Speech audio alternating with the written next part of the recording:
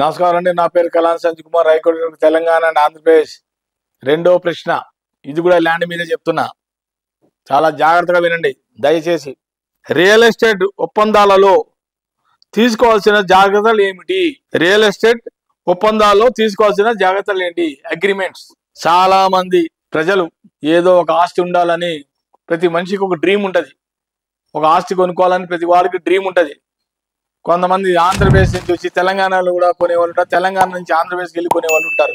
ప్రతి వాళ్ళకు ఒక స్వప్నం, ఒక డ్రీమ్, ఒక ప్రాపర్టీ కొనుక్కోవాలి, వాళ్ళ పిల్లల మీద కొనుక్కోవాలి, వాళ్ళ ప్రాపర్టీ వాళ్ళ పేరు మీద కొనుక్కోవాలి, లేదా పిల్లల పేరు మీద కొనుక్కోవాలని ఒక స్వప్నం అయితే వాళ్ళకు ఉంటుంది, డ్రీమ్. బయర్స్కి నేను చెప్పేది ఒకటే, ఒప్పందాలు చేసుకునే ముందర మీకు తీసుకోవాల్సిన జాగ్రత్తలు ఏంటి? నెంబర్ 1, ఎవడైతే భూమి మీకు అమ్ముతున్నాడో ఆ టైటిల్ డీడ్ కరెక్ట్ గా ఉందా లేదా చూడండి. దాంట్లోనే ఎక్కువ మోసాలు జరుగుతాయి. అగ్రిమెంట్ పేపర్ చూపిస్తాడు, సేల్ డీడ్స్ చూపించే పేపర్ లో అది డూప్లికేట్ కి ఎక్కువ ఆస్కారాలు ఉంటాయి. వాడు ఒరిజినల్ చూపించాడు, పేరు తందే అని చెప్తాడు, కానీ అతని పేరు రెవెన్యూ రికార్డ్స్ లో మీరు చెక్ చేసుకోకపోతే అక్కడ పేరు వేరేది ఉంటుంది, అక్కడే మీరు మోసపోతారు. అందుకే నేను చెప్తాను, ఒప్పందాలు చేసుకునేటప్పుడు అగ్రిమెంట్ లో జాగ్రత్తగా మీరు అడగవలసిన కొన్ని పాయింట్స్ చెప్తున్నా.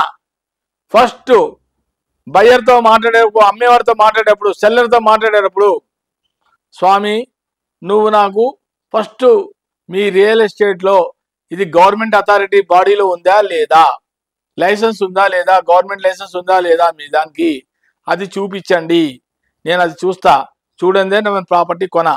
నెంబర్ 1 అతను చూపించాల్సిందే, సెల్లారు బయ్యర్కి వాళ్ళ లైసెన్స్, గవర్నమెంట్ లైసెన్స్, రేరా అనుకుందాం, రేరా కానీ హెచ్ఎండిఏ కానీ మా దీంట్లోకి వస్తుంది, మా వీళ్ళే మాకు అప్రూవల్ చేశారు అని చెప్పాలి వాళ్ళు. నెంబర్ 1.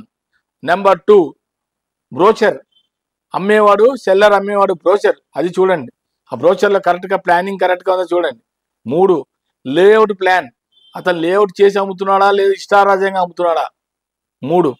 4వది సేల్ డీడ్స్, అతను అమ్మే సేల్ డీడ్స్ అగ్రిమెంట్స్ మీద ఒప్పందం పెట్టుకునే ముందరా అతను నా దగ్గర ఉన్న సేల్ డీడ్ కరెక్ట్ అయినా కాదా, లేదంటే డూప్లికేట్ సేల్ డీడ్ చూపించి మీకు అమ్ముతున్నాడా.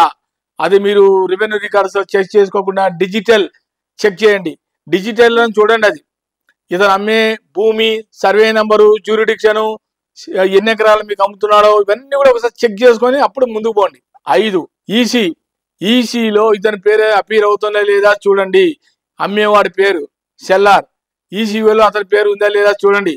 6, మ్యూటేషన్ ఇతని పేరు మీద అయిందా లేదా చూడండి.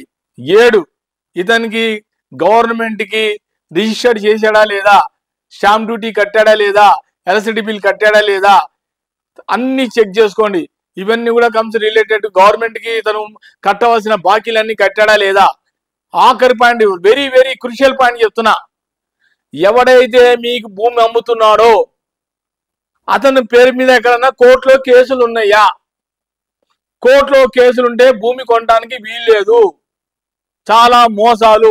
అందుకనే ఒప్పందాలు చేసుకునే ముందర ఇవన్నీ కూడా మీరు చూసి జాగ్రత్తగా మీరు ప్రాపర్టీ కొనుక్కోవాలని కోరుకుంటున్నాను. ఎందుకంటే మీరు కూడా పైసా దాచి మీరు ప్రాపర్టీ కొంటున్నప్పుడు అది పిల్లలకి రేపొద్దున పెద్దవాళ్ళు అయితే గిఫ్ట్గా వాళ్ళకి ఇద్దామనే మీ ఆశ, అది నెరవేరాలని నేను కోరుకుంటూ, ఎవరు కూడా దయచేసి మోసపోకండి.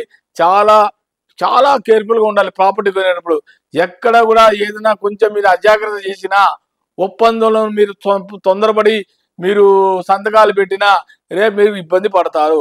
ఇంకో క్రూషియల్ పాయింట్ చెప్తున్నా, ప్రాపర్టీ కొనే ముందర ఒక డైరెక్ట్గా లీగల్ ఒపీనియన్ తీసుకోండి.